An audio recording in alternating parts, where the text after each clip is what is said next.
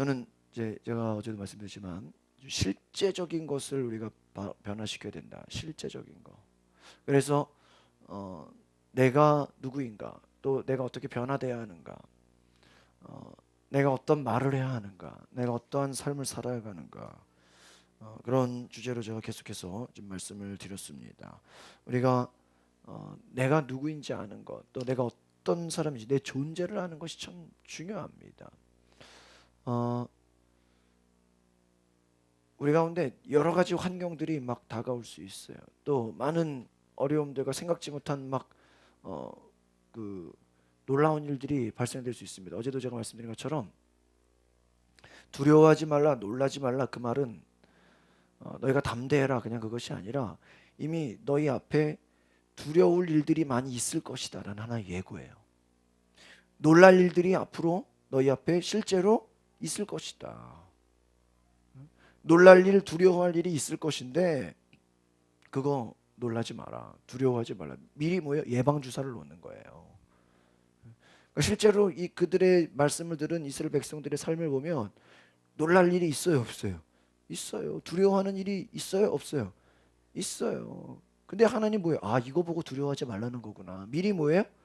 알려주는 거예요. 미리 알려주는 거예요. 그래서 우리가 이 기독교인은 위험을 피해가는 것이 아닙니다. 어려움을 피해가는 것이 아니라 그 어려움 속에서 내가 직면해서 오히려 그것이 올 게 왔구나 하고 그냥 이겨버리는 거예요. 그러니까 내가 피해 다니는 것이 아니죠. 고난을 피하는 것이 아니라 오히려 그 고난을 직면해서 우리가 이기는 거예요. 그러니까 저희가 오늘 말씀을 보기 원하는데요. 저희가 오늘 새벽에 나눴던 말씀들을 좀 제가 먼저 보려고 합니다. 시편 27편이에요. 요즘 제가 이렇게 보는 거랑 연관이 돼요. 시편 27편 7절에서 14절.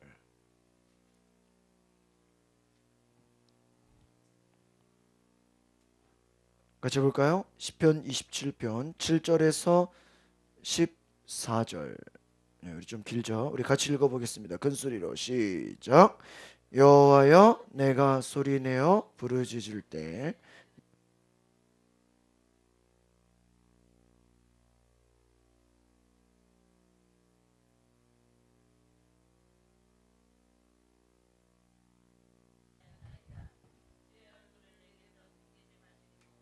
주의 종을 놓아여 버리지 마소서. 주는 나의 도움이 되셨나이다. 나의 구원의 하나님이시여, 나를 버리지 마시고 떠나지 마소서. 내 부모는 나를 버렸으나 여호와는 나를 영접하시리이다. 여호와여, 주의 도를 내게 가르치시고 내 원수를 생각하셔서 평탄한 길로 나를 인도하소서. 내 생명을 내 대적에게 맡기지 마소서. 이는 자와 악을 토하는 자가 일어나 나를 치려 함이니이다. 내가 산자들의 땅에서 여호와의 선하심을 보게 될 줄 확실히 믿었도다. 너는 여호와를 기다릴지어다. 강하고 담대하며 여호와를 기다릴지어다. 할렐루야. 오늘 마지막 절에 보니까 뭐라고 되어 있어요? 강하고 담대하며, 강하고 담대하며 여호와를 기다릴지어다. 제가 어제 지금 이번 5일 동안에 지금 이제 주제를 쭉 준비하면서 제가 아주 거의 오늘 뭐 새벽 한 3, 4시에 잤나 싶어요. 거의 뭐 새벽 한 2시간 자고 새벽기도 하는데 끝나고도 뭐 계속 일이 많아가지고 오늘 하여튼 굉장히 바쁘게 시간을 보냈는데 저를 잠 못 자게 했던 영상이 있었어요. 영상. 제가 뭐 때문에 오늘 이거 막 이것저것 준비하다가 뭔가에 필이 꽂혀가지고 막 계속 그것을 연구하다가 왔는데 은경제가 한번 유튜브에 한번 들어가 봤어요. 유튜브에 들어가서 지금 실시간으로 들어가서 여러분에게 아주 제가 재밌는 영상 하나를 보여드릴게요. 유튜브에 들어가서 검색을 하는데 호랑이와 염소를 한번 검색해 보세요. 먼저 제가 그 이야기를 한번 드리려고 그래요. 이거 제가 너무 신기해가지고 아마 아시는 분도 계실 거예요. 러시아의 극동의 한 동물원에 그 산악기로 유명한 시베리아산 호랑이가 있어요. 시베리아산 호랑이. 그 이름이 이제 아무르 호랑이라는 것인데요.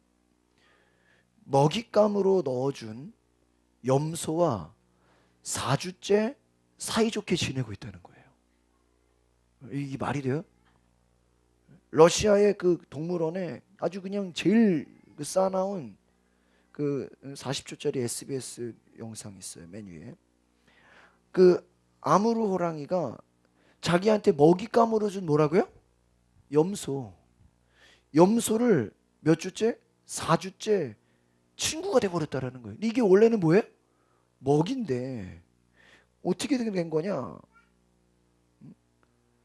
이 사파리 공원이라 그래가지고 사람들이 이제 그 동물들을 풀어놓고 이제 차로 이제 움직이면서 볼 수 있는 그런 것인데, 이 아무르라는 그 이 호랑이는 아주 난폭하고 아주 무서운 그 호랑이죠. 근데 이것이 이제 언제냐? 바로 이제 얼마 전에 11월 말이에요. 그러니까 얼마 안 됐죠. 11월 말에 동물원 측이 이 아무르 호랑이에게 점심 먹이로 염소 한 마리를 줬어요.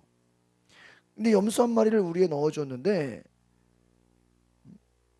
동물원은 호랑이들이 야생성을 잃지 않고 건강을 유지하도록 일주일에 2번씩 염소나 토끼 같은 그 산짐승을 그냥 준다는 거예요. 잡아먹으라고. 원래 이제 그냥 죽은 고기를 주잖아, 일반적으로. 그런데 문제는 호랑이가 문제가 아니라 어디가 문제는지 아십니까? 이 염소가 문제였어. 염소가 먹잇감으로 살아있는 염소를 줬는데, 토끼도 주고 염소도 주는데, 이날 11월 말에 들어간 그 염소가요, 호랑이를 겁을 내야 되잖아, 그쵸? 겁내기는커녕 강하게 저항했다는 거예요. 그 영상 보면 염소에 뿔이 있거든요. 막 저항했다는 거예요. 그래서 오히려 이 염소가 겁이 없는지 호랑이를 오히려 들어가자마자 뭐 하려고 했던 줄 알아요? 공격하려고 했다라는 거예요. 이야. 공격하려고 그러니까 어떤 일이 일어난지 아십니까? 이게 쉽게 말해서 호랑이가 못 잡아먹는 거예요. 나중에는 동물원에서 이 시베리아 호랑이가 이 염소랑 같이 놀고 있는 거예요. 그래서 사람들이 이 염소에 이름을 붙였어요. 이 염소를 티무르라는 이름인데, 아주 이것은 그 놀라운 어떠한 그 전설적인 이름이에요. 이 그전까지 이 먹이들을 무섭게 공격해서 잡아먹었던 이 호랑이가 이 용감한 염소에게 뜻밖의 공격성을 보이지 않고 친구같이 대했다. 그래서 그 큰 우리 안에서요, 같이 산책을 하고요, 자기 물그릇을 먹으라고 막 먼저 양보하고요. 이 맹수가 완전히 바뀌어 버렸어요. 그래서 이 동물원이 호랑이마저 굴복시킨 이 용감한 염소를 향해서 14세기 중앙아시아를 지배한 위대한 정복자의 이름인 티무르라는 이름을 지어줬어요. 야, 이 염소는 위대한 정복자다. 사람들은, 많은 전문가들은, 야, 며칠만 지나면 저거 안 그래, 좀만 지나면 저거 염소가 금방 호랑이의 밥이 될 거다. 그런데요, 이 티무르는요, 이 오히려 이 호랑이를, 이 아무르를 두목으로 섬기듯 오히려 이 염소가 호랑이를 쫓아다녀요. 그리고 거꾸로 이 호랑이가 염소가 보이지 않으면요, 막 소리를 지른다 그래요. 어디 갔냐고. 예전에 밤이 되면은 두 동물을 따로 이렇게 떼어가지고 잠자리로 들여보냈다 그래요, 사육사들이. 그런데요, 이 사육사들이 염소랑 호랑이를 따로 떨어져서 이제 잠을 자게 했는데, 갑자기 이 호랑이가 잠을 안 자고 계속 울부짖으면서 염소를 찾았다는 거예요. 염소 어디 갔냐고. 그래서 동물원이 너무 황당해가지고 염소를 꺼내가지고요, 같이 그냥 놀게 했다는, 같이 그냥 잠도 같이 자라. 그래서 이것을 이제 그 전문가들이 뭐라 그러냐, 이 호랑이가 염소를 공격하지 않는 것은 아마도 이제는 이 염소를 먹잇감으로 보는 것이 아니라 이제는 친구로 보고 있다라는 거예요. 만약에 이 염소가 무서워서 도망갔다면은 당연히 뭐예요? 호랑이는 쫓아가서 그 염소를 뭐 했을 거예요? 잡아먹었을 건데, 이게 그냥 같이 막 쫓아다니고 오히려 막 들이받고 막 친구 같이 막 용맹하게 하니까, 아 이거는 호랑이 입장에서 뭐 이건 먹이가 아니라 보다 안 그래도 혼자서 외로웠는데 갑자기 뭐야? 친구가 왔구나 생각해서 같이 그냥 친하게 지내. 이게 얼마나 지금 4주 만에 이게 얼마나 유명해졌는지요. 막 전 세계에서 이것을 보려고 막 관광객들이 찾아오고요. 너무 이게 국제적인 관심이 커지니까요. 이 호랑이 우리에다가 CCTV를 설치해서 전 세계에서 실시간으로 얘네들이 어떻게 노는지를 볼 수 있게 하겠다라는 거예요. 제가 그래서 영상을 찾아보니까 이거예요. 저기 33 먹잇감으로 넣어줬더니 오케이. 이거 저거 플레이 돌리니까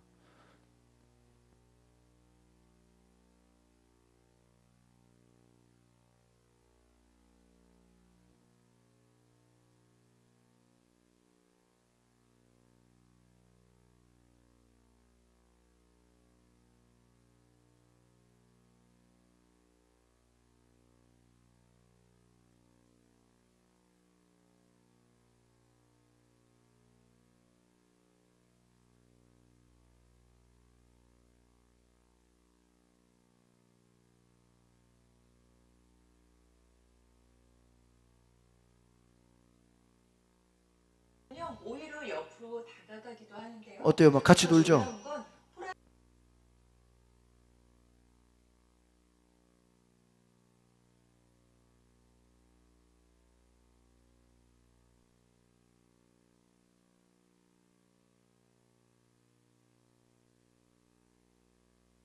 여러분은 이거 어떻게 볼지 모르겠지만 저는 굉장히 충격적으로 봤어요. 굉장히 저는 충격적으로 이걸 봤다니까요. 왜 그러냐면 여러분, 저도 예전에 그 어떤 설교 예화 가운데 특별히 정태기 교수님 예화에서 뭐가 나왔냐면, 사냥꾼이 혼자 사냥하지 않고 산속에 이 사냥개들을 데리고 사냥을 하는데, 이 사냥개들이 막 쫓아가서 막 동물들을 사냥하는데 나무 위에 호랑이가 올라갔다는 얘기를 들었거든요. 근데 저는 솔직히 그 얘기를 들으면서, 아 무슨 나무 위에 호랑이가 올라가냐, 이게 말이 되냐 그랬는데, 지금 이거 보니까 이해가 돼요, 안 돼요? 충분히 이해가 되죠. 그러니까 잘 보세요. 동물들이라 할지라도 만약에 여러분 잘 보세요. 염소가 담대하지 않았다면 어땠을까? 그냥 그날로 뭐예요? 잡아 먹히는데 그냥, 응? 보자마자, 응? 오히려, 응? 이 막 겁내기는커녕 강하게 저항하고, 오히려 이 염소는 뭐예요? 호랑이를 뭐 하려고 그랬다? 공격하려고 했다라는 거예요. 그 호랑이 입장에선 지금까지 나를 피해 다니고 도망 다니기만 했지, 나를 공격하려고 했던 동물이 있었을까 없었을까요? 없었어. 그렇잖아요. 호랑이 입장에서 지금까지 다 호랑이 보기만 하면 어때? 다 도망가고 무서워하지. 싸우겠다고 덤비자고 하는 동물이 지금까지 있은 적이 없는데, 갑자기 어떤 염소 같은 애가 와가지고 그냥 뿔이 달려가지고 들이받고 막 쫓아오니까, 아 이거는 먹이가 아니라 친구구나. 제가 이걸 보면서요, 아 그냥 새벽에 충격을 받았어. 야, 하나님이 우리 보고 왜 담대하라고 하는지 이제야 알겠다. 이해 가십니까? 여러분이 실력이 아무리 뛰어나도, 여러분이 막 진짜 천재라 할지라도 두려워서 쫄고 있으면 어떻게 버리는 거예요? 남들에게 뭐 해버려? 먹혀버려. 먹혀버려. 실력이 중요한 게 아니라고요. 이거 아시겠어요? 스펙이 중요한 게 아니라고요. 배경이 중요한 게 아니라고요. 지금 당신이 강하고 담대하냐. 제가 이걸 보면서 순간 어떤 생각이 드는지 아십니까? 제가 오늘도 그 교구협의 목사님하고 그 총무님하고 밥 먹으면서 이 얘기를 했어요. 그리고 영상 막 그 자리에서 핸드폰 들으니 깜짝 놀래. 야 이거 천국에서나 일어날 일이 이게 실제로 일어나는군요. 이래. 목사님들이 깜짝 놀래. 천국에서 일어나는 일이 동물의 세계에서 일어나는 이것이 영의 세계로 봐. 저는 이걸 보고요. 야, 이게 우리가 그 다윗과 골리앗의 싸움이 이런 것이구나. 지금까지 골리앗은 자기한테 덤비는 사람이 없었잖아요. 다윗이 덤비는 거예요. 제가 너무 궁금해가지고 여러분 유튜브 들어가시면 호랑이를 이렇게 검색해봤어요. 도대체 호랑이가 어떤 존재인가? 원래 호랑이가 얼마나 무서운 존재냐면요. 이게 막 그냥 어슬렁어슬렁 다니다가요. 산속에 갑자기 큰 뿔 달린 큰 황소가 있는데요. 순간 가가지고 그 목을 확 물어요. 근데 저는 호랑이가 막 난리를 치는 줄 알았는데요. 그 목을 확 물고요. 한 1분 내지 5분, 3분 이상을 가만히 있어요. 계속 물고 있어요. 그게 뭐냐면 그 호랑이의 그 신체적인 특징이요. 얘가 지금 숨을 쉬는지 얘가 지금 어디가 지금 약점 이것을 그냥 확 물어서요. 결국은 질식시켜 버린다는 거예요. 숨을 못 쉬게 해버린다. 그 큰 물소를 할지라도 호랑이가 확 달려들어서 그 물소에 목을 물어버리고 계속 물고 있어요. 그러니까 아무리 큰 물소라도 어떻게 돼요? 땅에 넘어져 버려요. 아, 등치가 크다고 이게 힘이 센 게 아니구나. 이 동물의 세계를 보니까 호랑이는 자기보다 등치가 몇 배 큰 동물이라 할지라도 어때요? 그냥 가서 물어버리면 이거 뭐 오히려 큰 게 더 물리기가 쉬운 거예요. 쉽게 말하면. 여러분 다윗에게는 이 호랑이 같은 담대함이 있었다는 것을 제가 딱 생각했어요. 이제 이게 다윗이 우리가 생각하는 이 엄청난 이 다윗이 전쟁에 능한 자잖아요. 그러니까 다윗 입장에서 골리앗을 보면 이것은요 호랑이가 뭐를 보는 거랑 똑같은 거예요? 응? 들소를 보는 거랑 똑같은 거야. 야, 저 등치만 크지? 응? 큰 거인이지? 오히려 응? 저거 이기기가 더 어떻다? 쉽다 어렵다? 더 쉽다는 거예요. 아시겠습니까? 여러분 우리가 제가 오늘 새벽에도 말씀드렸지만은 마귀를 뭐에 비유하는지 아세요? 뱀에 비유해 뱀. 근데 뱀이 얼마나 무섭습니까? 웬만하면 악어도 집어삼키고요. 막 사람도 집어삼키고요. 웬만한 거 다 집어삼켜 버려요. 아, 뱀이 웬만하면 실수가 없어요. 계속 지켜보고 있다가요. 한순간에 잡아먹습니다. 통째로 그냥 다 먹어버리죠. 마귀도 그와 같이 우리 주변에 우리를 어? 잡기 위해서 어슬렁어슬렁 돌아다니다가 어때요? 순간 잡아먹어버려요. 그러나 여러분 뱀을 잡는 동물이 있어요. 뱀을 잡는 동물. 그게 뭐예요? 뱀 잡는 동물이 뭐예요? 독수리요, 독수리. 또 올빼미 뭐 이런 것들. 이 독수리가 뱀 잡는 거 보면요. 그냥 위에서요. 뱀을 보고 있다가 확 잡았어요. 이 독수리의 그 발이죠, 발. 이 발이 그냥 뱀을 확 고정시켜 버려요.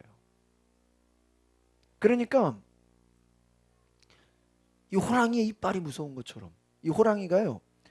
왜 이게 제가 이게 이제 방송으로 여러 가지를 이제 어제 보다 보니까요. 평소에는 호랑이가 그 우리가 보는 일반 동물처럼요.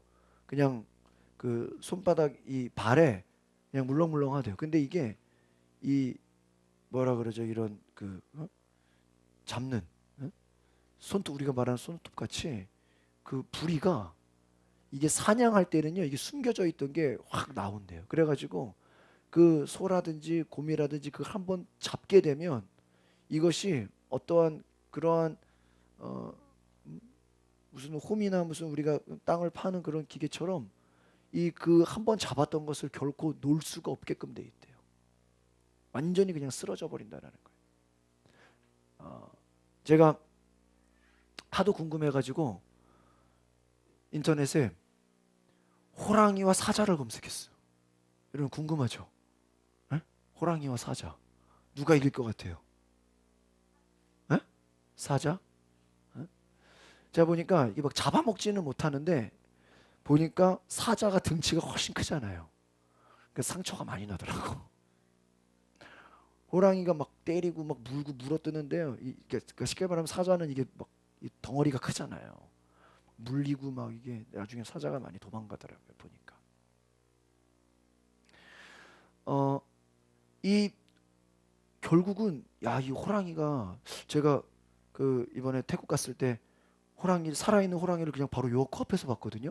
그 사람들이 이렇게 조련사들이 훈련시켜서 사진 찍고 막 그런 건데 저는 그때만 해도 호랑이가 별로 무서운지 몰랐어. 근데 지금 생각해 보니까 이건 근처도 가면 안 되는 거였어. 내가 막 근처까지 가서 사진 찍고 막 그랬는데 막 코끼리 코 만지고 막 그랬는데 지금 생각해 보니까 이 호랑이가 이거 진짜 무서운 거야 이게. 내가 막 그냥 하마터면 나도 막 쓰다듬을 뻔했는데 큰일 날 뻔했어. 이게 보통 무서운 게 아니야. 여러분 호랑이 앞에서는 이 고양이과 그 앞에서는 어떤 것도 등치가 크면 오히려 더 잡기가 쉬운 거예요. 막 그 발과 발톱과 그 이빨이요 무시무시한 거예요. 이길 자가 없는 거예요. 뱀이 아무리 센 것 같아도 독수리를 이길 수가 없어요. 독수리의 그 발을 이길 수가 없어요. 그러니까 결국 우리가 제가 그 생각을 했어요. 아 이게 내가 실력 우리가 이제 한국에서 잘 보세요, 여러분. 예? 여러분 뭐 저도 뭐 어린 시절부터 뭐 진짜 저도 뭐 공부라 치면은 그냥 뒤질까봐 그냥 저도 뭐 그냥 목숨 걸고 공부하고 그냥 저도 애쓴 사람이고 뭐 우리가 뭐 솔직히 한국에 있는 사람 치고 열심히 하지 않은 사람이 어디 있어? 예? 그렇죠? 각자 뭐 자기 분야에서 저는 저대로 여러분 여러분대로 열심히 안 한 사람이 어디 있어요? 한국 사람 치고 다 부지런하게 열심히 해요. 그런데 우리나라의 특징이 뭐예요? 담대하지를 못해요. 왜 그럴까요? 왜 그럴까? 우리나라 왼쪽에는 뭐가 있어요? 중국이 있어. 오른쪽에는 뭐가 있어? 일본이 있어. 위에는 뭐가 있어? 핵폭탄이 있잖아. 그러니까 우리가 지금 쉽게 말해서 우리 환경이 예를 들어 우리나라 옆에 라오스가 있고 캄보디아가 있고 방글라데시가 있고 우리나라 주변에 필리핀이 있으면 아마 우리나라는 막 쉽게 말하면 어떻게 보면 너무 교만했을지도 몰라. 그렇죠? 어? 어? 제가 한 가지 얘기해 드릴까요? 제가 그 골프포트 찜질방을 지난번에 가니까 이 우리나라가요 인종차별이 엄청 심한 거야. 제가 이제 다 끝나고 나오는데 어떤 아줌마가 확 튀어나와요. 막 화를 내면서 왜 나오냐 했더니요. 갑자기 중국 관광객들이 확 몰려 들어온 거예요. 근데 이 사람들이 들어왔다고 자기 환불해달라고 그냥 나오는 거야 돈. 어. 야. 심지어는요 제가 제 아내 얘기 들어보니까요 막 그 중국 사람들 놓고요 막 욕을 하고 막 그냥 예? 쉽게 아주 그냥 인간 취급을 안 하더래 그냥 이거는. 그냥 그 사람들이 뭐 쉽게 말하면 그 중국 사람들이 옆에서 비누 썼으면 그 비누를 쓰는 게 싫은 거야. 막 불결한 거야. 아니 똑같은 사람인데 왜 그래? 여러분 아마 그 사람들이 여러분보다 훨씬 부자예요. 어? 그 우리가 쉽게 말하면 이 조선족 아니 조선족도 아니라 중국인들을 아주 그냥 미개인 취급하고 되니까 이게 그럼 막 뭐라 그러고 막 혼내고 막 그냥 아니 그 관광객들은 왜 그래? 무슨 막 응? 근데 그걸 제가 눈으로 봤어요. 저도 대충 그 분위기를.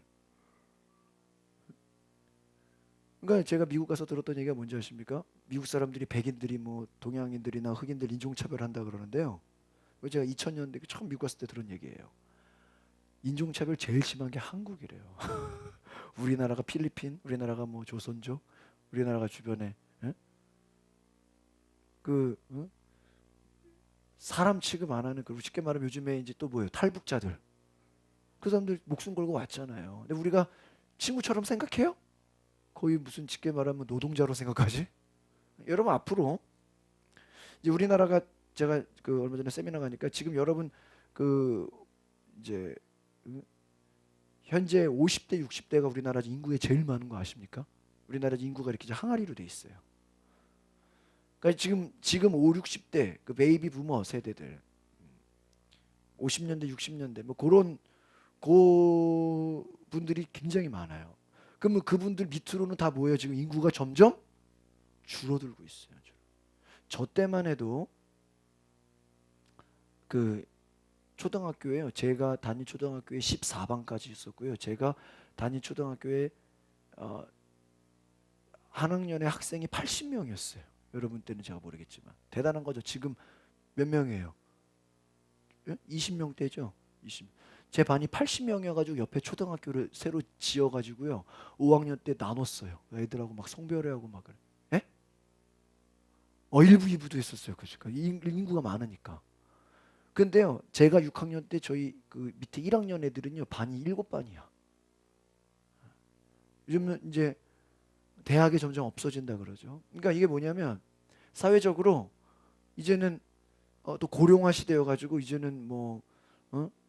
어제 이번에 뉴스 나온 거 보니까 보통 지금 일하는 나이가 기본이 한 70은 넘어가네. 남자들 70, 한 3살, 4살? 사회에서 은퇴를 해도 한 70까지는 거뜬히 일을 한대요. 근데 제가 봐도 충분히 그런 것 같아요. 그래도 감사하게 목사는 감리교는 목사가 70세까지 은퇴인데 또 장로교 어떤 교단은요 이거 너무 젊다 그래가지고 73세로 더 연장시켰대. 장로교회 또 어떤 교단은요 어떤 목사님이 깃발을 꽂아가지고 우리 새로 교단 만든다 다 모여라 그랬어요. 근데 그 교단은 특징이 뭔지 아세요? 은퇴가 없어. 벌써 시작하자마자 한 100명 넘게 모였어. 어? 무슨 장로교 어떤 교단은 야 은퇴가 없어. 은퇴가 죽을 때까지 담임 목사야. 건강이 허락하는 데까지.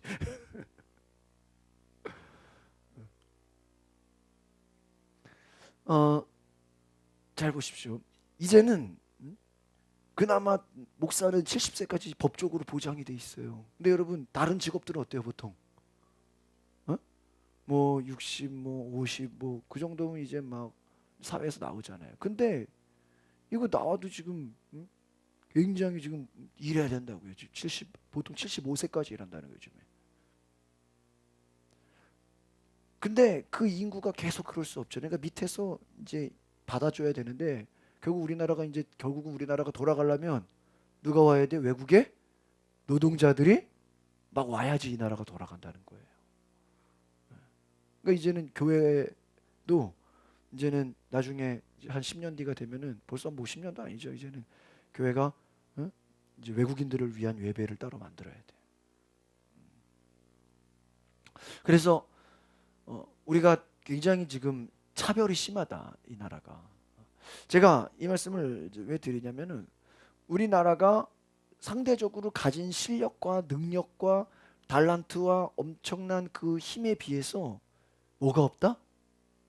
자신감이 없다라는 거예요. 그러니까 아까 말씀드렸잖아요. 이 염소가 뭐 무슨 힘이 있겠어요? 실제로 싸우면. 그러나 용맹했다는 거예요. 자신감이 지금 사람들은 그걸 보면서 야 저거 언제 혹시 저러다 먹히는 거 아니야? 근데 만약에 안 먹히고 계속 살면 어떻게 될까? 이거 난리 나는 거죠. 어떻게 이럴 수가 있나?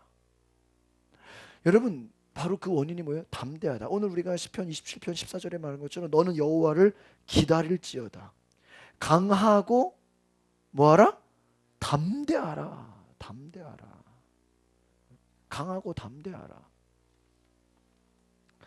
그러니까 여러분 왜 강하고 담대하라고 했을까요? 하나님의 성품이 강하고 담대하다라는 거예요. 그러니까 실력이 문제가 아니라니까. 여러분 실력 많이 쌓았다고 강하고 담대한 게 공부 많이 했다고 강하고 담대한 거예요? 아니라니까. 돈이 많다고 강하고 담대한 게 아니라는 거예요. 강하고 담대한 건 성경적으로 보면 우리 속에 누가 계셔야 돼요? 하나님이 계셔요. 여러분 치유의 끝이 뭐예요? 결국 여러분 치유받으면 그 결과가 뭐예요? 에? 결국은 여러분이 치유받으면 여러분의 삶이 어떻게 되는 거예요? 강하고 담대한 거예요. 맞아요, 안 맞아요? 저는 원래 소심해요. 원래 겁이 많아요. 아니라니까요. 하나님은 원래 그렇게 만들지 않았어요. 저는 원래 걱정 근심이 많아요. 저는 원래 소심해요. 저는 원래 늘 소극적이에요. 아니라니까요. 성경에 뭐라 그래요? 너는 여호와를 기다릴지어다. 강하고 담대하라. 13절을 보세요. 13절 시작. 내가 산자들의 땅에서 여호와의 선하심을 보게 될 줄 확실히 믿었도다. 할렐루야. 제가요 그런 생각을 이거 우리 교회가 쉽게 말하면 교회에 사람이 10명, 100명, 1000명 이게 중요한 게 아니라 여기 모이는 이 사람들이 동물로 말하면 뭐냐 말이야 이게 지금. 예수님 뭐라 그랬어? 내가 너희를 보냄이 양을 이리대로 보낸 것 같도다. 양이 무슨 힘이 있어요? 그냥 먹혀버리죠. 오늘날 그런 생각을 해요. 야 이거 우리 교인들이 만약 동물로 말하면 뭘까? 염소나 양 아닌가? 과연 우리 교회에 독수리가 몇 명이나 있을까? 호랑이가 몇 명이나 있을까? 사자가 몇 명이나 있을까? 응?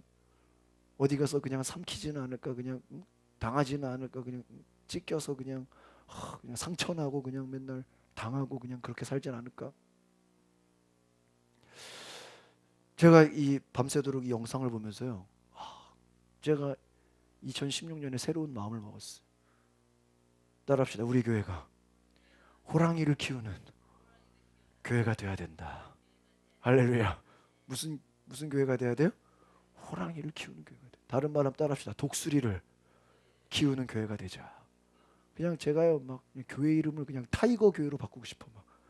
막 그냥 이글 교회 막 이런 거. 막 교회 이름을 그냥 뭐 타이거 이글 교회. 저 교회 뭐냐 도대체? 예? 뭐 하는 교회야 저거 도대체? 막 사람들이 막 궁금해가지고 오면은 우리는 양을 독수리로 만드는 교회입니다. 군대로 말하면 뭐예요?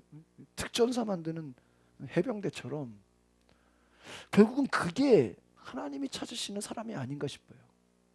이스라엘 백성 암만 많아도 어때요? 여호수아 갈렙 빼고는 다 도망가잖아요.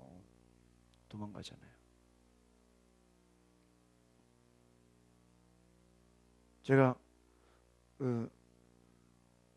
우리 성도님들이 야 모두가 될 수 없어도 우리 교회 한 사람이라도 호랑이 하나 만들면 좋겠다. 할렐루야. 한 사람이라도 독수리 같은 사람 하나 나오면은 좋겠다. 두려움이 없어요. 무서움이 없어요. 당당해요. 거침이 없어요. 오늘 이 13절 보세요. 내가 산자들의 땅에서 여호와의 선하심을 보게 될 줄 어떻게 믿어요? 확실히 믿었다. 확실히. 그러니까 하나님 이 믿음 자체가 어때요? 확실해. 그냥 긴가민가가 없어. 이 사람은 그냥 뭐 한다면 뭐야? 해버리는 거예요. 거침이 없어요. 한다면 하는 거예요. 그냥 밀어붙이는 거예요.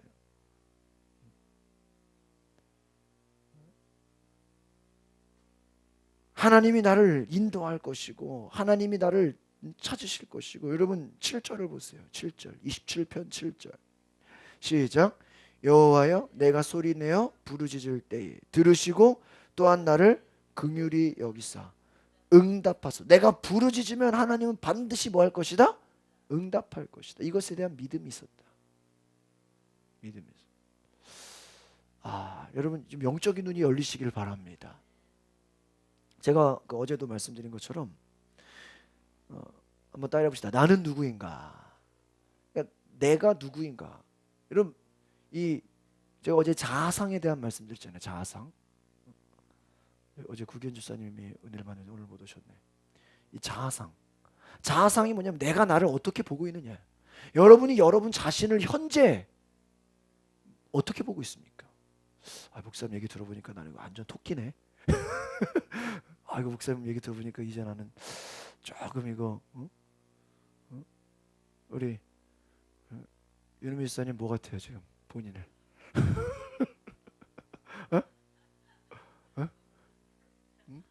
강아지 같아요? 강아지 같아서 안 된다니까 지금 잡혀먹혀. 세상이 얼마나 무서운데 지금.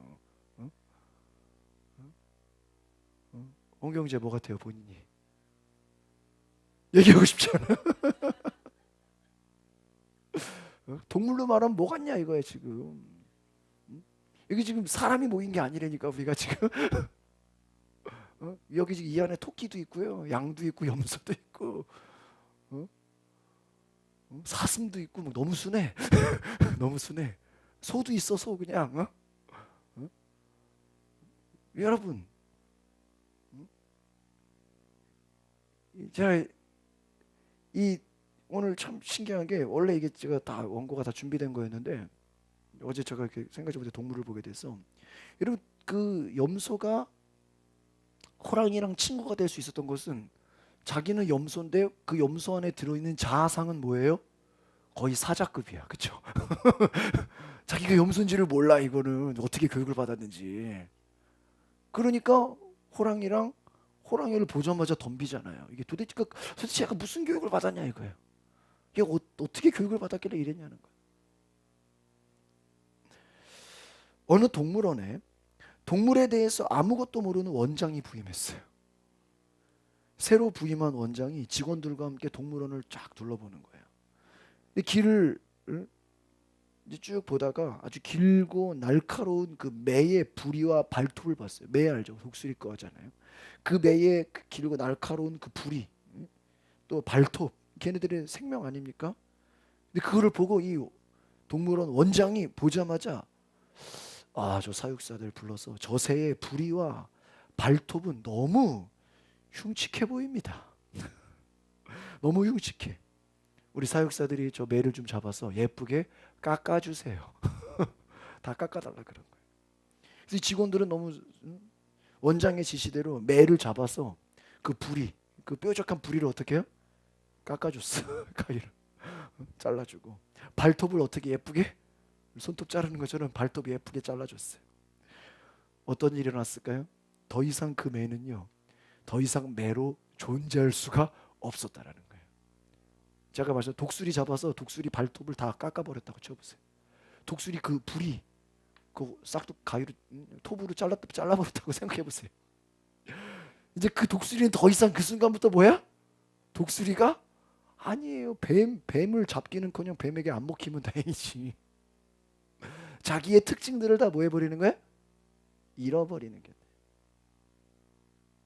여러분 이거를 우리가 내적 치유로 한번 비유해 봅시다. 우리가 보통 종종 우리 스스로도 여러분이 매예요. 여러분 독수리, 여러분 호랑인데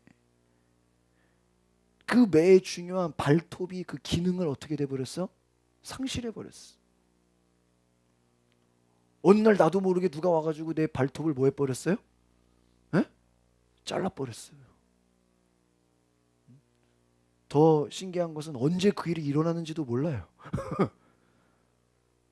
누가 그랬는지도 몰라요. 어째서 나에게 이런 일이 생겼는지 우리는 몰라요. 그래서 여러분 이 내적 치유라는 건 뭔지 아십니까? 여러분의 과거에 여러분이 제가 예전에 독수리가 닭들 사이에서 살다 보니까 자기가 독수리인 걸 뭐 했다 그랬어요? 잊어버렸다 그랬죠. 제가 지난 그 10월 달에 인천제일교회 청년부 가서 그 내적 치유 강의를 했는데 거기서 어떤 청년이 저한테 이런 그, 그 감사 땡큐 편지를 저한테 썼는데 이렇게 했어요. 진영철 목사님 오늘 말씀 잘 들었습니다. 왠지 모를 공감도 되는 부분도 있었고 제 자신이 순간 한심하다는 생각도 든다는 생각을 말씀을 통하여 느끼게 되었습니다. 평소 부정적인 것보다는 긍정적으로 그리고 닭보다는 독수리가 될 수 있도록 해보겠습니다. 그랬어요. 진영철 목사님 감정에 메말랐던 저의 삶 가운데 촉촉한 이슬을 주셔서 감사합니다. 제가 닭이 아닌 독수리라는 것을 깨닫게 해주시고 감정에 솔직하여져야겠다는 다짐을 하게 해주셨습니다. 육적으로도 마음으로도 영적으로도 건강한 청년이 되도록 할게요. 감사합니다. 지금 뭐에 대해 감사하는 거예요? 내가 닭이 아니라 뭔 걸 깨달았다? 독수리인 거를 깨달았다. 내가 누군지 이 깨달은 것만으로도 지금 너무 감사하다는 거예요. 너무 감격스럽다. 지금 이제 독수리 들어간 그 글자만 제가 읽는 건데요. 진영철 목사님, 목사님 힐링되는 말씀 감사합니다. 제 안에 독수리가 있다는 것을 항상 생각하고 닭이 아닌 멋진 독수리가 되도록 보살피도록 노력할게요. 그렇게 편지를 썼어요. 이제 내가 닭이 아니라 뭐다? 내 존재감이 바뀌는 거예요. 이 자아상이라 그래요. 그동안에 내가 닭인 줄 알았는데 닭처럼 살았다고 생각했는데 나는 독수리구나. 하나님이 나를 독수리로 만드셨구나. 그런데 그 독수리의 특징이 뭐예요? 부리와 발톱이야. 그거 없으면 독수리가 아니야. 겉만 멋있지. 능력이 없어. 왜요? 어느 날 누군가 와가지고 다 잘라버렸어. 여러분 장점, 여러분의 능력, 여러분의 잘하는 그런 힘, 제가 어제 말씀 여러분의 장점, 여러분의 아이디어, 여러분의 꿈과 여러분의 재능을 다 발휘하지도 못하고 써보지도 못하게 미리 뭐 해버렸어? 다 잘라버렸어. 이 독수리가 뭐 한번 사냥도 한번 못 해본 거예요. 호랑이 이빨 뽑으면 어떻게 되겠어요? 이거 호랑이에요? 호랑이 이빨 쫙 그냥 이빨 다 뽑아보세요. 그게 무슨 호랑이야 그게? 발톱 다 잘라버리면 그냥 강아지지 강아지 그냥 애완용 저게 아니야 무슨 고양이 아니야 고양이? 호랑이가 고양이처럼 살면 되겠어요? 왜요? 자신의 특징들이 다 어떻게 돼버렸어요? 잘려버렸다는 거예요. 왜 그런 일이 언제 그런 일이 일어났는지를 모르는 거예요. 그러니까 여러분 이 내적 치유라는 것은 여러분의 과거를 돌아보는 거예요. 결국에는 내가 과거에 언제 이것이 내가 잘렸나 도대체 누가 와가지고 내 발톱 잘라버렸나 이거 누가 와서 내 이빨 뽑았나 이거 지금 생각해보라는 거예요. 여러분의 자신을 탐색해보라는 거예요. 남 신경 쓰지 말고 나를 신경 쓰라는 거예요. 나를 이끌어내라는 거예요. 내 속에 내가 원래 이거 잘했는데 내가 원래 이거 좋아했었는데 내가 이게 원래 난데 내 안에 지금 독수리가 지금 속에서 지금 파닥닥 지금 뛰어다니는데 내 안에 호랑이가 지금 막 으르렁대고 있는데 왜 야옹야옹 하고 있냐 이거죠. 여러분 속을 깊은 눈으로 바라보라는 거예요. 여러분 속에 지금 잘려나간 게 뭔가 다 있겠어요 없겠어요? 있다니까요. 주변에서 우리는 수 없는 제가 어제 그랬죠. 여러분 어제 빠지신 분들은 아마 인터넷에 저희 밴드 설교 벌써 올라갔으니까 나중에 보세요. 말이 사람을 죽이기도 하고 뭐 어떤다 그랬어요? 잠언 말씀해 보니까 살리기도 한다. 어떤 사람은요 말 한마디 들어가지고 그 말 한마디 때문에 자기의 발톱이 다 잘려져 버렸어. 어떤 사람은 누가 와서 한마디 해가지고 이빨이 다 뽑혔어 그냥. 그 말로 인해서 자기가 죽은 거예요. 그런 경우 있어요 없어요? 부모가 될 수도 있고 선생님이 될 수도 있고 친구가 될 수도 있고 주변 사람들이 될 수도 있고 고통 속에 살아가는 거예요. 제가 어제 자존감에 대해서 얘기했습니다. 결국은 치유라는 것은 우리의 자존감이 어떻게 되는 것이다? 회복되는 것이다. 자존감이 회복되려면 여러분의 독수리에 잘려나간 부리에 관심을 가지라는 거예요. 그게 도대체 무엇인가? 제가 존경하는 제 스승인 그 정태 교수님이 미국 가서 10년 6개월 동안 치유 목회를 공부했어요. 그러나 그분이 10년 6개월 동안 공부했다라는 건 굉장히 길게 공부한 거예요. 순탄하지가 않았어요.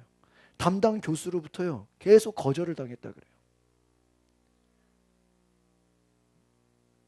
이분이 처음에 미국에 유학 갈 때는요 공부할 때 한 몇 년 있으면 충분히 나는 공부 마치고 학위 따가지고 한국에 돌아올 거라고 생각했어요. 그런데요 10년 동안이나 그 넘는 시간들이 걸렸다라는 거예요. 근데 결국은 자신이 배운 것이 뭐냐? 한번 따라합시다. 내가 누구인가? 결국은 그 결론은 뭐냐? 내가 누구인가였다는. 나는 누구인가? 결국 끝까지 공부하고 난 결론은 나는 이런 사람이구나. 나를 정확하게 봤다라는 거예요. 내 안에는 나는 이런 호랑이구나. 나는 이런 독수리구나. 나는 이런 사자구나. 내가 어떤 존재인지 내 안에 얼마나 무서운 발톱이 있는지 내 안에 얼마나 무서운 그 독수리의 부리가 있는지 이것을 뭐예요? 깨달은 거예요. 깨달은 거예요. 여러분 제가 이제 앞으로 이 강서구에 청소년들을 위한 세미나를 한번 하고 싶어요. 그게 이제 지금 내년에 좀 생각하고 있는데 바보 빅터라는 책이 있어요. 여러분 한번 나중에 시간 되시면 보세요. 아니면 책을 빨리 읽을 수 있는 분은 저한테 얘기하시면 제 서재에 꽂혀 있어요. 근데 제가 그 책을 보고 너무나 감동을 받았어요. 이게 실제 이야기예요. 이 바보 빅터라는 사람이요. 이 말이 좀 어눌해. 좀 말이 느려. 좀 그러니까 사람들이 볼 때 약간 바보같이 보여요. 그래가지고 학교 다니다가 중학교 때 저기 IQ 테스트를 했는데 선생님이 따로 불렀어요. 교무실로. 야, 너는 IQ가 73이다. 이거는 돌고래보다 못하다. 너 앞으로 어떻게 하려고 그러냐. 너는 공부보다는 기술을 배우도록 하여라. 그랬더니.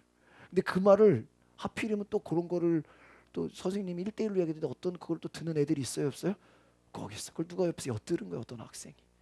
그 애가 어떻게 했을까요? 주변에다가 소문 전교생에다 소문을 냈어. 야 쟤는 돌고래보다도 머리가 나쁜 애다. 말도 느리고 어눌하고 바보 같고 야 쟤는 완전히. 그래서 별명이 뭐예요? 바보 빅터. 학교를 다녀요 못 다녀요? 전교생한테 쟤는 바보야 쟤는 바보야 막 손가락질 당하니까 중학교를 다니지 못하고 도중에 중퇴하게 됩니다. 미국 전역을 그냥 아르바이트나 하면서 여기저기를 떠돌아다녀요. 그냥 기껏해야 그냥 뭐 중학교 중퇴해서 할 수 있는 일이 뭐가 있겠어요. 그냥 노동하는 거, 뭐 배달하는 거, 기껏해야 뭐 그냥 아르바이트만 10년 이상 하는 거예요. 15년. 오늘 학교 동창을 우연히 만나게 됐는데 이 동창이 그러는 거예요. 우리 학교에 원래 천재가 있었대요. 그래가지고 그 얘기를 쭉 들어보니까는 같이 학교를 가자는 거예요. 그래서 가서 15년 만에 학교를 갔는데 나중에 가서 보니까 자신의 IQ가 73이 아니라 원래 173이었어. 근데 선생님이 얘가 말이 어눌하고 얘가 느리니까 앞에 일자를 그냥 생각하지 않고 뒤만 본 거예요. 그래놓고 나중에는 이제 애가 자퇴하고 이제 학교 그만두고 이제 어디론가 이사 가고 찾을 수 없는데 선생님이 이거를 깨닫고 걔를 찾으려고 하는데 찾아 못 찾아? 못 찾는 거죠. 15년 동안을 거의 17년인가요? 그 10몇 년을 뭐로 살았어요? 정말로 바보로 살았어. 자기도 바보라고 생각하고 주변에서도 뭐라고 생각해? 바보라고 생각해. 근데 나중에 다시 교무실 가서 학교를 다시 돌아가가지고 나이가 30살이 넘어가지고 나는 바보가 아니라 뭐였다? 천재였구나. 이것을 뭐 한 거야? 깨달은 거야. 깨달은 거야. 그리고 나서 얘가 달라지기 시작하는데요. 응? 어떤 사람이 되냐? 이제는 어떤 창의, 어떤 발명, 그동안에 자기가 생각했던 모든 아이디어를 동원해서 발명품을 만들어요. 발명가를 만들고 책을 쓰기 시작해요. 저술가가 되고요. 발명가가 되고요. 회사의 컨설턴트가 돼요. 나중에는 강연하는 사람이 돼요. 나중에는 그 멘사 협회라고 IQ 150 이상의 천재들만 모이는 그 협회에 가입을 해서 회장이 돼요. 방송에 출연하게 돼요. 기업을 경영하게 돼요. 기업 경영가. 또 뭐예요? 성공학 강의, 또 책을 쓰죠. 뭐 여러 가지의 뭐 기업들을 컨설팅해 주죠. 완전히 뭐예요? 성공자의 길로 가버려요. 저는 그 책을 보면서요, 야, 장난이 아니다. 결과적으로 그 친구가 내가 천재인 거를 몰랐으면 아마 평생 어떻게 사는 거예요? 죽을 때까지?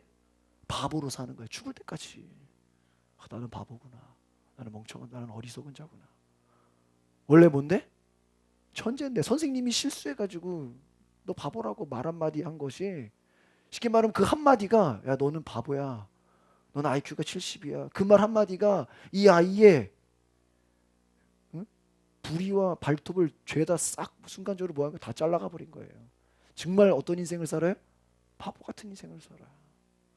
평생 자기 일 없이 그냥 아르바이트만 하다가 살아. 그런데 천재인 걸 깨닫는 순간 이게 뭐예요? 자기 자아상이 바뀐 거죠. 여러분 어제의 나와 오늘의 나는 원래 똑같았어요. 근데 단지 뭐가 바뀐 거예요? 자아상이 바뀌고 이거 보니까 내가 바보가 아니라 뭐였어? 천재였네. 이거 알고 보니까 그동안 속았던 15년의 세월이 돌이킬 수 있어요 없어요? 없어. 이미 시간 지나갔단 말이야. 이거 어떡하냐 말이야 이거. 어? 보상받을 수 있어요? 뭐 이거 돈으로 돼요 그게? 한 1억 주면 다시 15년 전으로 돌아갈 수 있어요? 이미 지나온 이 바보 같은 세월을 어떡하냐 말이야. 잘 보세요. 자아상이 바뀌니까 진짜 그의 인생이 뭐가 돼요?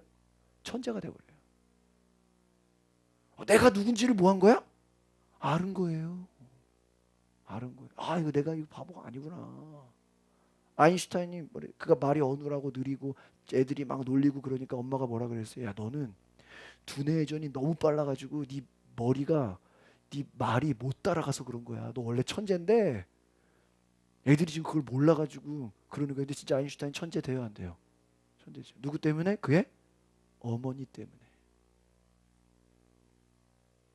그러니까 우리가 여러분의 인생이 때로는 주변의 사람들의 한두 마디 말로 인해서 응?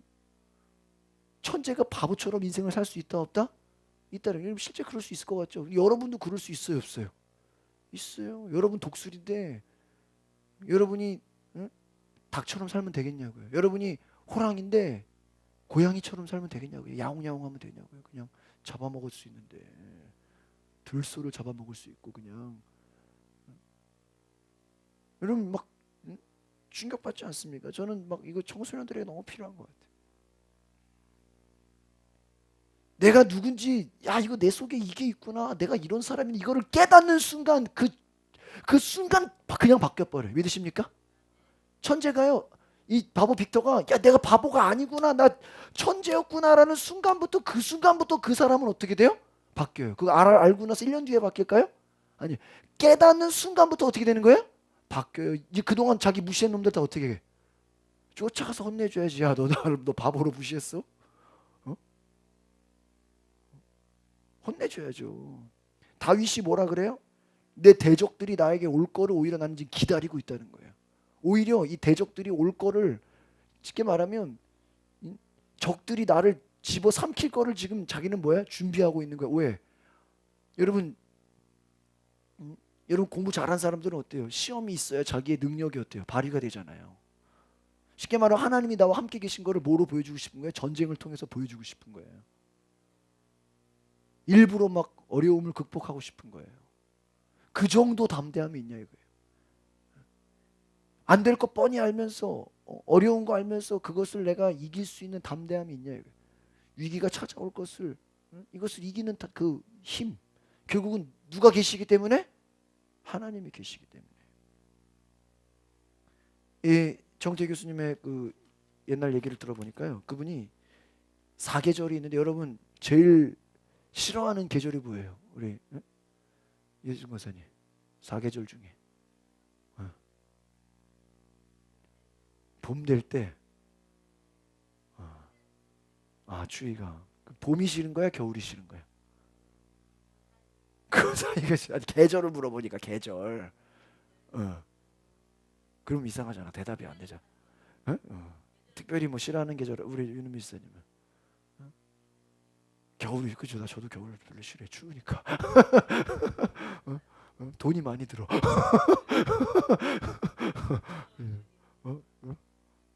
그렇죠? 겨울은 안 좋은 것 같아. 해가 일찍 져, 그렇죠? 해가 짧어. 어둠이 길잖아. 뭐가 좋아? 어둠이 긴데. 좋아요? 추운데 추워 죽겠는데 뭐가 좋아? 이 정태기 교수님은요. 사계절 중에서 뭐를 싫어했는지 아세요? 봄을 제일 싫어했대. 뭐라고요? 봄. 왜 그랬냐? 37살이 될 때까지요. 그냥 봄만 오면 싫고 짜증났대요. 그냥 봄만 오면요. 막 몸이 막 그냥 막 화가 나고 막 그랬대요. 왜 그랬나? 자신의 과거를 생각해 봤다라는 거야. 그 문제가 있겠죠. 왜 봄을 싫었나? 잘 생각해 보니까 어린 시절에 자신의 어머니가 일을 하시는데 늘 바깥으로 나돌았던 그 어머니가 오히려 겨울이면은 항상 집에 계셨더라. 왜? 여러분 밭일하거나 이런 농사 짓는 사람들이 제일 그래도 쉴 때가 언제예요? 겨울이야. 그러니까 정대 교수님이 제일 어린 시절에 좋아했던 계절은 뭐야? 겨울이야. 왜? 그때는 엄마가 뭐 하니까? 쉬니까. 그래서 겨울이 오면 온 집안에 생기가 돌고 엄마가 일찍 와서 형제들과 그냥 같이 즐거운 가정이 됐는데 이제 겨울이 계속돼요? 뭐가 찾아와요? 봄이 찾아오면 어때요? 이제 어머니는 새벽부터 밤까지 늘 들에 나가 사는 거야. 밭일 해야 되잖아요. 농사 져야 되잖아요. 그러니까 결국은 이 정태기 교수님의 어린 시절은 뭐예요? 봄은 나로부터 뭐를 뺏어가는 거야? 엄마를 뺏어가는 거야. 이해가 되죠? 그러니까 당연히 뭐가 싫어? 봄이 싫은 거야. 이 봄은 어? 엄마를 뺏어가는 존재인 거예요. 그래서 나의 사랑의 원천이자 나의 이 모든 것이 있는 어머니를 빼앗겨 버리는 이 봄만 되면 화가 나고 막 미치겠고 막 내 속에 막 불만이 생기고 그랬다라는 거예요. 그래서 이것을 뭐라 그러냐? 나이는 먹는데 37살이 넘도록 제가 지금 37인데 그 37이 넘도록 나이는 먹고 막 그냥 어른은 됐는데 그 속의 마음은요 어린아이가 됐다. 이것을 따라해 봅시다. 성인아이. 이걸 성인아이라 그래. 겉만 늙었어. 속은 뭐야? 아이야 아이. 이걸 성인아이라 그러는 거예요. 여러분 이런 용어도 배우셔야 돼요. 제가 이렇게 이번에 저 어제 한 두세 시까지 이렇게 쭉 이번 설교를 이 설교 세미나를 준비하니까 차라리 제가 이 세미나로 바꾸니까 편해요. 옛날에는 막 영성 집회 이러니까 그 세미나 하려고 그래도 일부러 막 성경하고 억지로 막 짜맞추느라고 힘들었는데 이번엔 그냥 세미나를 잡아가지고 제가 내일은 스트레스, 그 다음에는 우울증, 그 다음에는 공포증 막 이런 걸 다루려고 그래요. 현실적인 거. 그래서 여러분 좀 공부를 많이 하시게 될 거예요. 그래서 이거는 제가 왜 하는 거냐면 여러분이 좀 교회에서 이런 것도 배운다고 좀 어디 가서 말하고 다니라는 거예요. 그러니까 우리 교회가 성경만 가르치는 게 아니라 왜 여러분 모두 시킨다? 공부도 시킨다. 할렐루야. 좀 유식해지라, 좀 똑똑해지라 이거예요. 다시 한번. 겉만 잘하고 속은 안 잘하는 걸 뭐라 그런다고 네 글자로? 성인 아이라 그런다. 여러분 딱 가서 친구들 얘기하고 야, 너 성인 아이구나. 그럼 뭐야 이게? 용어를 쓰라고 용어를. 왜요? 내 속에 나이만 들었지 내 속에는 늘 어떤 거야? 어린아이 같은 거야. 자라지가 않는 거야.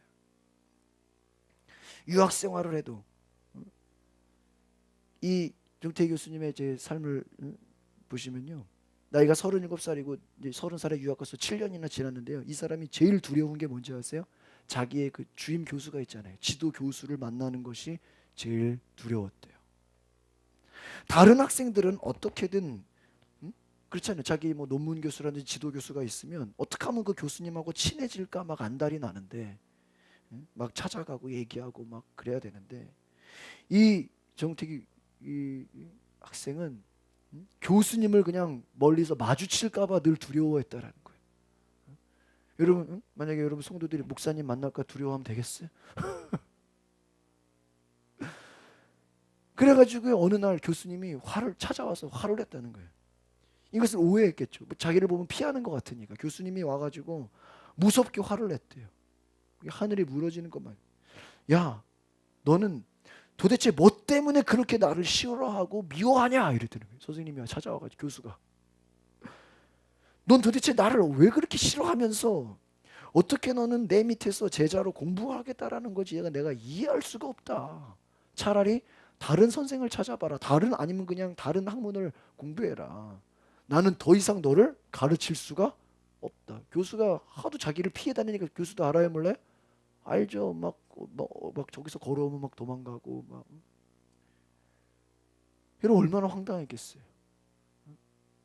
이 학생이 교수가 와가지고 유학 갔는데 넌 도대체 나를 왜 이렇게 싫어하냐고. 내가 널 가르칠 수가 없다. 그 말을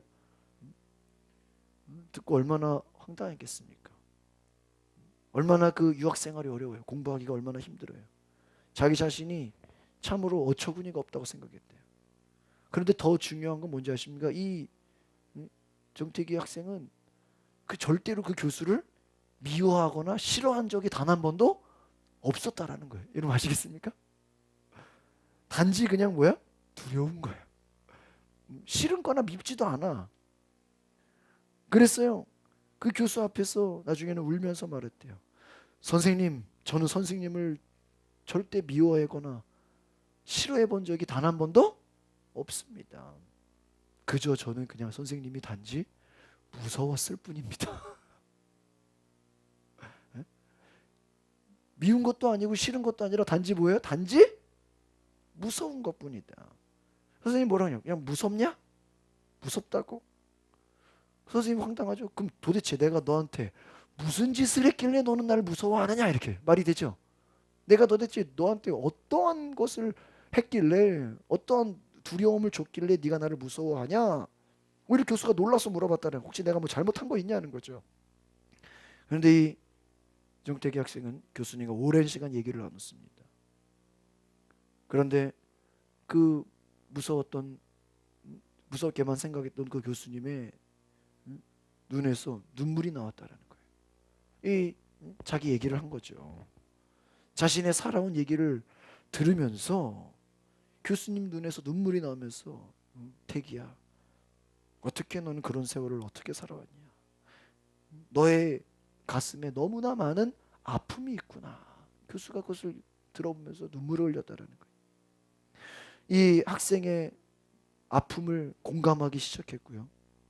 그때부터 이제 이 학생은 이제 새롭게 다시 시작을 할 수 있었다 그래요.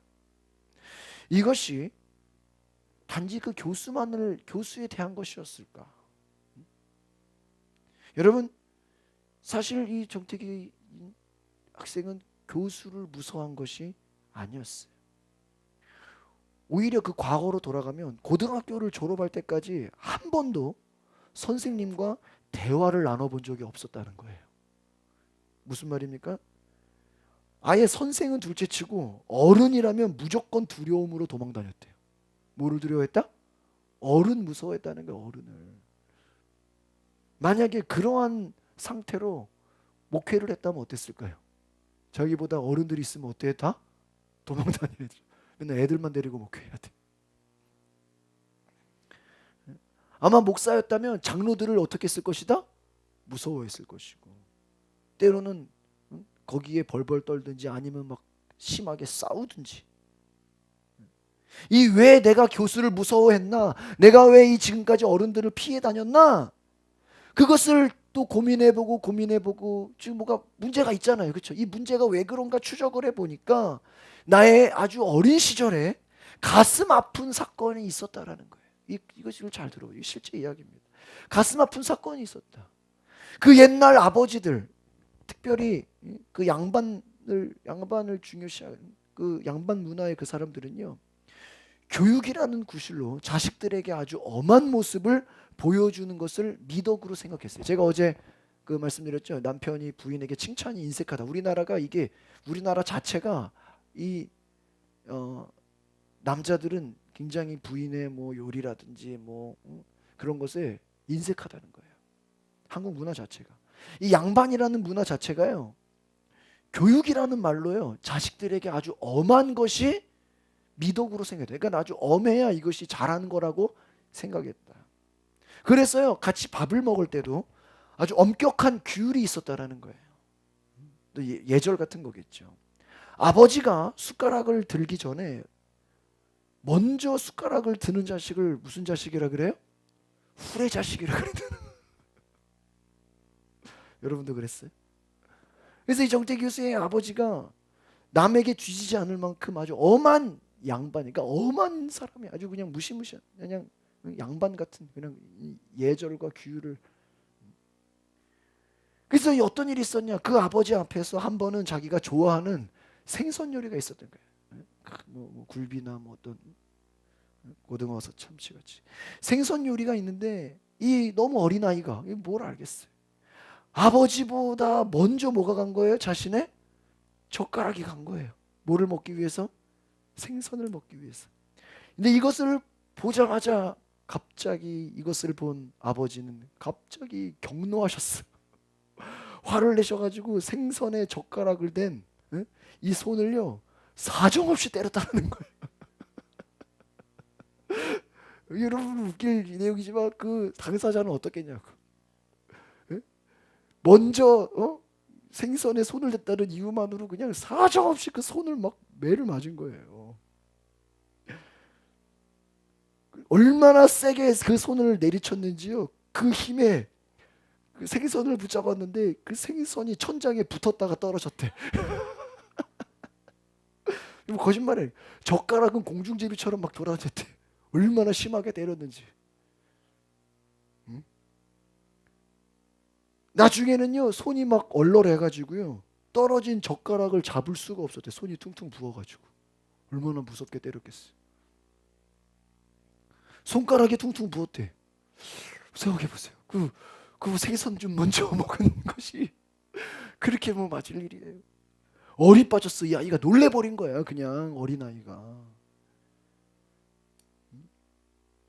옆에 엄마가 있었겠죠. 엄마도 뭐 무슨 힘이 있었겠어요. 그냥 조용히 집어준 젓가락으로 꾸역꾸역 반찬은 그냥 밥만 먹었다라는 거예요. 그날은.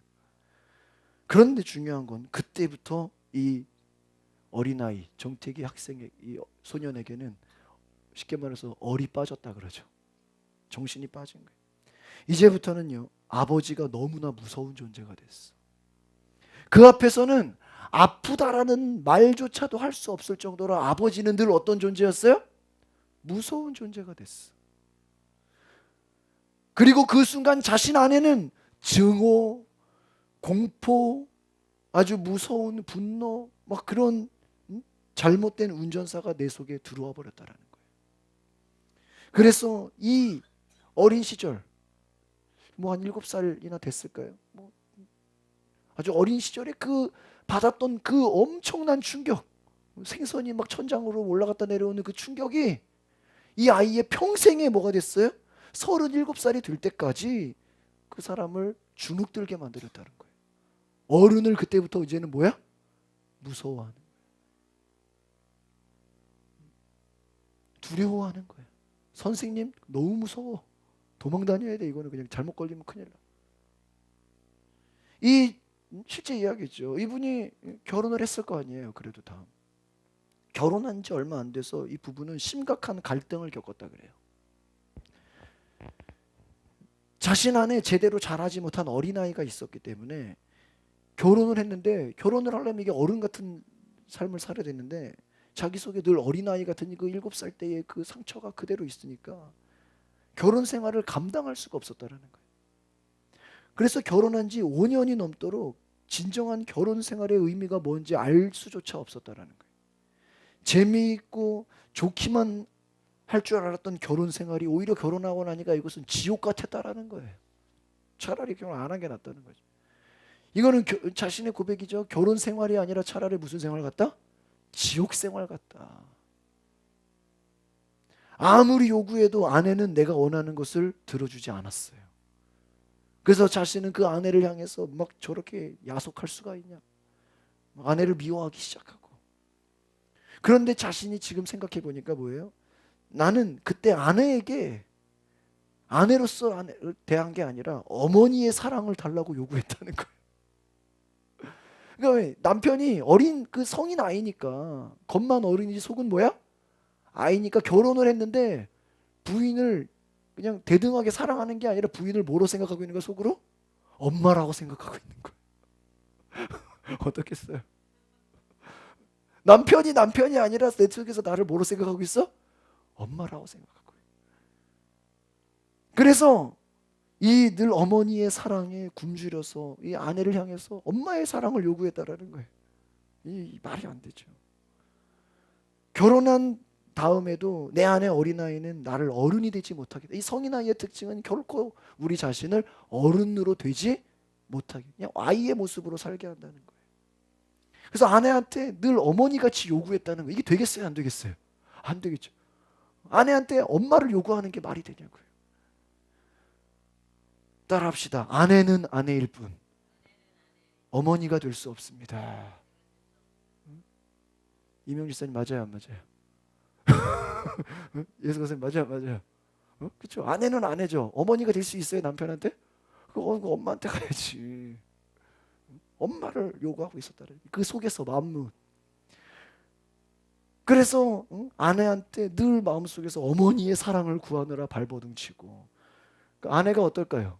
미칠 지경이었다는 거예요. 이게 남편이 아니라 뭐야? 애야 애. 이거는 이것을 뭐라고 표현했냐? 발톱과 부리를 모조리 잘린 그 어린 시절의 상처 때문에 어른으로서, 남자로서, 가장으로서 자신의 책임과 의무를 감당할 수 있어요, 없어요? 없네요. 이 독수리가 자기의 부리와 발톱이 있어야 되는데 이게 어린 시절에 다 잘려버려가지고 덩치만 컸지 몸만 자랐지 아무 능력을 감당할 힘이 없는 거예요. 가장으로서 책임을 지지 못하고 의무를 지지 못하고 상처 입고 자라지 못한 그 아이로는 도대체 어른의 일을 감당할 수가 없었다. 그래서 자신의 어린아이는 어때요? 늘 짜증을 내고 늘 투정을 부리고 주변 그 가족들은 그것 때문에 또 너무 괴로워하고 그래서 제일 고통이 심했던 사람이 뭐예요? 자신의 아내였다라는 거예요. 그러니까 자신이 치유받지 못한 상태에서 결혼을 하니까 그 결혼 생활이 이거는 행복하지 않고 오히려 지옥 생활 같았다. 늘 아이 같은 모습을 대해야 됐다는 것이. 결혼 생활만 문제였을까요? 사회 생활도 제대로 적응하지. 그러니까 여러분 잘 보세요. 지금 이게 여러분 한 사람의 이야기 같지만 결국은 상처받은 모습이 결혼해도 그 결혼 생활이 된다 안 된다? 사회에 나가도 사회 생활이 된다 안 된다? 안 된다. 뭐 교회 와도 마찬가지죠. 그냥 어디 찌그러져 있겠죠. 늘 그냥 숨어 다니겠죠. 그냥 피해 다니겠죠. 두려움이 많겠죠. 불쌍한 거라는 거예요. 그러니까 여러분 이 상처가 그러니까 이게 여러분 이 내적 치유가 뭔지 아시겠어요? 사람 살리는 거예요. 인생 바꾸는 거라니까요. 아무데도 적응을 못해요. 이 성인 아이는요 자기가 원하는 대로 자기 뜻대로 가려고 가는 것에 충돌이 생기고 싸움이 생기고 좀 화해하려 그러면 또 싸우고 늘 극심한 갈등과 혼란 속에서 살았다라는 것이. 어린아이의 두 가지 특징이 있습니다. 긍정성과 부정성이 있는데요. 이 긍정적인 특성은요 인생에 밝은 영향을 미치고요. 부정적인 특성은 인생에 어두운 그림자를 가지고 온다. 그래서 이 어린아이의 긍정성을 잃어버리고요. 그러니까 이 어린아이가 참 중요하잖아요. 긍정성을 잃어버리고 부정성에 사로잡히면 결코 나중에 이 사람은 성숙한 인격을 갖지 못한다라는 거예요. 그래서 나중에 이 성숙하지 못한 어린아이의 특징은 뭐예요? 자기밖에 몰라요. 그래서 부정적인 특징을 가진 이 어린아이의 특징은요. 다른 사람의 입장을 생각하지 못한다. 아무리 나이를 먹어도 결코 성공적인 생활을 할 수가 없다는 거예요.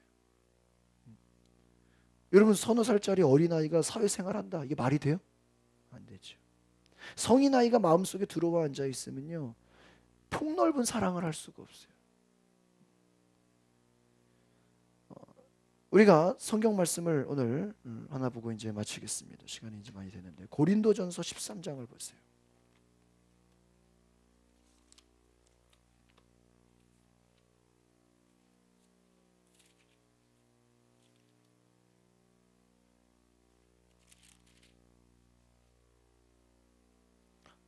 고린도전서 13장 4절을 보세요.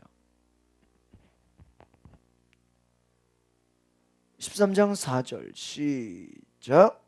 사랑은 오래 참고 사랑은 온유하며 시기하지 아니하며 사랑은 자랑하지 아니하며 교만하지 아니하며. 여러분 여기서 이 13장을 보통 사랑장이라고 하잖아요.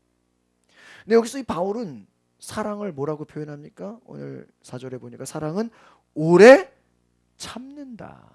참는다. 어린아이의 특징이 뭔지 아십니까? 오래 참지를 못해요. 아까 오늘 우리 시편의 말씀 27편 맨 마지막 자리에 있어요. 너희는 여호와를 기다릴지어다. 할렐루야. 강하고 담대하라. 여호와를 강하고 담대한 거랑 기다리는 거랑 왜 연관이 있을까? 이 말은 뭐예요? 강하고 담대하지 않으면 절대 기다리지를 못해요. 믿으십니까? 기다리지 못하고 뭐예요? 조급해진다라는 거예요. 어린아이의 특징 중에 하나가 뭔지 아십니까? 오래 참지를 못한다. 조급한 거예요. 기다리지 못하는 거예요. 아이들이 막 빨리빨리 막 졸르잖아요. 난리가 나잖아요. 어린아이뿐이 아니죠. 여러분 우리나라 사람들이 대체로 참을성이 부족해요. 우리나라 국민성 자체가 어때요? 참을성이 부족해요. 어떤 줄 서서 기다리는 거 굉장히 어렵죠. 성질이 급합니다. 참을성이 부족해요. 그래서 바울은 오래 참지 못하는 것은 사랑이 아니다 이렇게까지 얘기해요. 오래 참는 거예요. 그러니까 성숙한 사람의 특징이 뭐예요? 그 사람에게 참고 기다려주는 거예요. 그러니까 참을성이 없는 사람. 그러니까 성인 아이의 특징이 뭐가 없어요? 참을성이 없어요. 뭐 인내하지를 못해, 기다리지를 못해. 너무 성급하다, 성질이 급하다, 성숙하지 않다는 거예요. 어린아이의 그 특징인 부정적인 특징이 바로 성질이 급하다라는 거예요. 아마 저도 굉장히 급한 사람이에요. 저도 막 빨리빨리 안 되면 화가 나는 사람인데 요즘에 제가 이렇게 의외로 이렇게 좀 생각을 하려고 그랬는데도 쉽지는 않아요. 이게 우리가 진짜 자기 기질을 고친다는 게 쉬운 게 아니에요. 성질이 급한 사람 속에는요 반드시 상처 입은 어린아이가 자라고 있음을 기억하시길 바랍니다. 따라합시다. 성숙한 사람은 오래 참을 수 있습니다. 성숙함의 특징이 뭐다? 참는다라는 거예요. 기다린다라는 거예요. 11절로 가볼까요?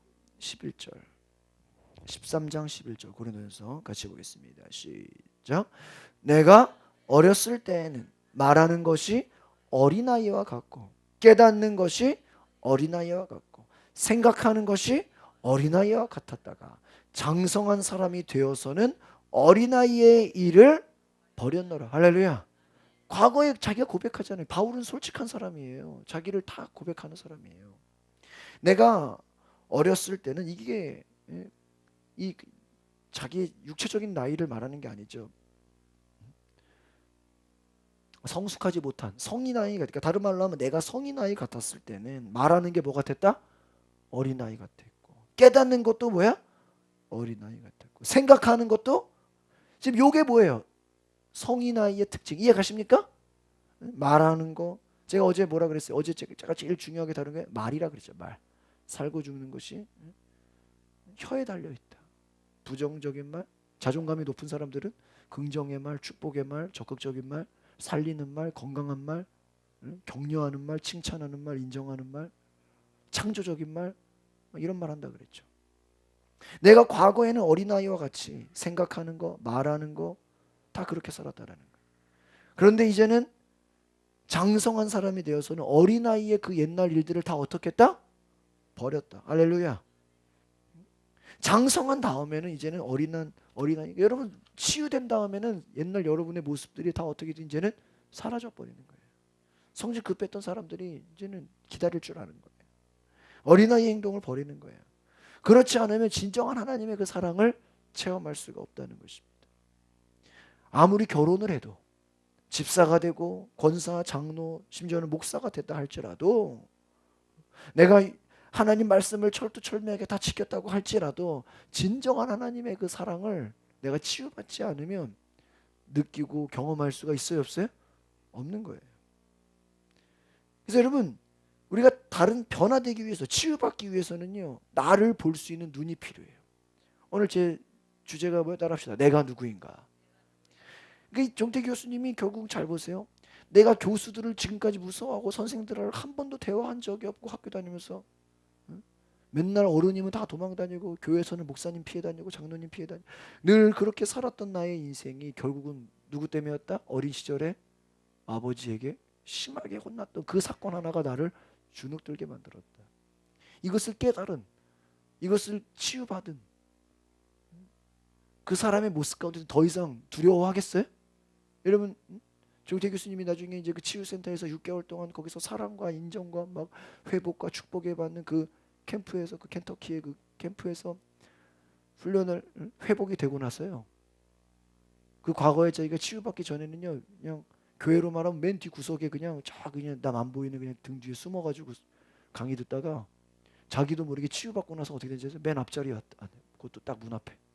교수가 강의를 끝나면요. 제일 먼저 나와가지고 악수하면서 오늘 교수 강의가 너무 좋았다고. 이게 말이 돼야 안 돼요. 맨 뒤 문 뒤에 사람들 등 뒤에 숨어서 교수 눈에 안 띄려고 혹시나 시키면 어떡하나. 눈치 보던 사람이 치유받으니까 맨 앞자리에 앉아가지고 강의 끝나기가 무섭게 교회 나가면 같이 나가면서 오늘 이 부분이 좋았다고. 오늘 아주 당신 강의가 최고였다고 막 칭찬하고 격려했다는. 교수가 놀래겠어요? 안 놀래겠어요? 놀래버리죠. 자기도 모르게 그렇게 했다는 거예요. 왜요? 나를 보고 나니까 내가 누군지 알고 나니까 내가 치유받고 나니까 내가 원래 이런 소심한 사람, 내가 원래 이런 두려워하는 사람, 내가 원래 이렇게 무서워하는 사람이 아닌 것을 내가 어떻게 했다? 깨달았다. 믿으십니까? 깨달았다. 나를 보는 눈이 열렸다는 거예요. 그리고 나니까 지금 내가 나를 보는 눈이 열리고 나니까 내 모습을 발견하고 나니까 내가 누군지 알고 나니까 이제는 다른 사람들도 어떻게 되더라? 보이더라. 야, 저 사람 저 사람 모습 아닌데.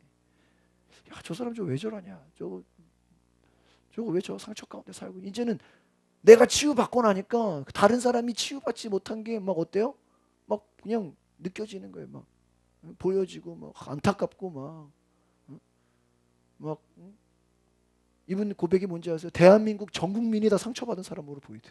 버스 지하철을 타면 지하철에 있는 사람이 다 상처받은 사람으로 보이고, 텔레비에서 정치인들 보면 이 정치인들도 다 상처받은 사람으로 보이고, 대통령을 봐도 상처받은 사람으로 보이고, 이건희를 봐도 재벌을 봐도 다 불쌍하게 보이더라. 왜? 나는 뭐를 받았기 때문에? 치유받았기 때문에. 치유받고 나니까 저 사람 부자야, 저 사람 뭐 권력 있어, 명예 있어, 저 사람 뭐 대단해. 그래도요, 만나보면 별거 아니라는 거예요. 다 그 속에 두려워하고 있고 무서워하고 있고 겁내고 있고, 응? 발톱 잘린 독수리가 무서워요? 여러분, 우리가 지금 어떤 눈을 가지고 살고 있습니까?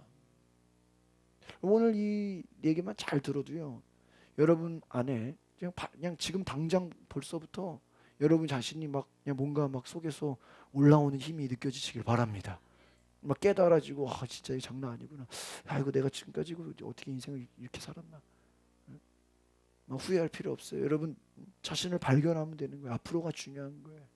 제가 일부러 이 치유 세미나를 그냥 원래는 1월 달에 하려고 그러다가 그냥 12월 달에 한 게, 일부러 뭐 제가 뭐 광고도 안 하고 그냥 우리 성도들 위주로 하려고 하는 게, 저 스스로 질문을 해보는 거예요. 과연 우리 성도들이 치유받았나? 과연 우리 성도들이 내가 누군지 알고 있나? 이거 지금 우리가 전도도 중요하지만 과연 우리 성도들이 치유받은 삶을 살고 있는가? 정말 그런 믿음의 삶을 살아가는가? 저 스스로 이렇게 질문을 하게 돼요. 내가 과연 그런 목회를 하고 있는가? 나 스스로도 질문을 하는 거예요. 그러니까 저는 뭐 여러분이 뭐 변화되든 안 되든 저는 저로서 이게 사명이다 생각을 한 거예요. 아, 이게 나의 사명이다. 저는 앞으로 이 일을 계속할 거예요. 저는 이번 강의가 끝나도 제가 이거 커리큘럼 만들어가지고 홍보해가지고 사람들 모집해서 또 가르칠 거예요. 여러분 정말 여러분 변화되시기를 바랍니다. 여러분 눌렸던 것들, 여러분 과거의 어린 시절에, 여러분 자라왔던 환경에, 여러분 이빨 다 뽑혔던 것들 다시 심으시기를 바랍니다. 임플란트를 하시라고. 발톱 네일 아트 가가지고 다시 다시 좀 길러라고. 손톱 좀 길러 그냥. 삼손이 머리가 잘려가지고 그 능력을 다 잃어버렸잖아요. 그 힘을 잃어버렸다고요. 여러분 지금 여러분 나이만 먹지 힘을 잃어버리진 않았습니까? 경험만 많이 쌓아지고 지금 내 힘을 잃어버리지 않았냐고요. 여러분 다윗처럼 강하고 담대하시길 바랍니다. 여러분 오늘 제가 영상 보여드린 것처럼 염소라 할지라도 강하고 담대하니까 호랑이랑 뭐가 돼요? 친구가 돼. 호랑이가 찾아와 막 어디 갔냐고. 아, 우리가 강하고 담대하지 못하면 뭐보다 못한 사람이야? 에? 염소보다 못한 자야. 우리가 염소보다. 어? 염소의 별명이 티무르라 그러잖아요. 여러분 우리가 정말 하나님 앞에서 내가 하나님의 자녀다, 내 안에 성령이 계시다, 내 안에 예수의 이름이 있다, 여러분 입술로만 떠들지 말고 진짜 그러한 삶을 살아가시기를 바랍니다. 정말 우리 교회가 독수리를 길러내는, 호랑이를 키워내는 교회가 되기를 바랍니다. 여러분의 자녀들, 여러분 주변의 사람들이 그렇게 놀라운 변화가 일어나는 역사가 있기를 바랍니다. 그래서 여러분이 변화되면 여러분 주변에 가정이 변화되고, 여러분의 공동체, 여러분이 가는 곳마다 여러분을 찾게 되고 여러분의 정체성이 변화된 놀라운 해가 있기를 바랍니다. 기도하겠습니다. 거룩하신 주님, 내가 성인 나이 때는 말하는 게 어린아이 같고 생각하는 게 어린아이 같고 모든 것이 어린아이 같았지만 이제는 내가 장성하게 되어서 치유받고 변화되고 어린아이의 일을 버렸다고 사도 바울이 고백한 것처럼 오늘 우리가 아직도 어린아이 같은 모습으로 살아가고 있습니까? 우리 안에 너무나 안타까운 상처와 아픔과 고통으로 인해서 나를 잃어버리진 않았습니까?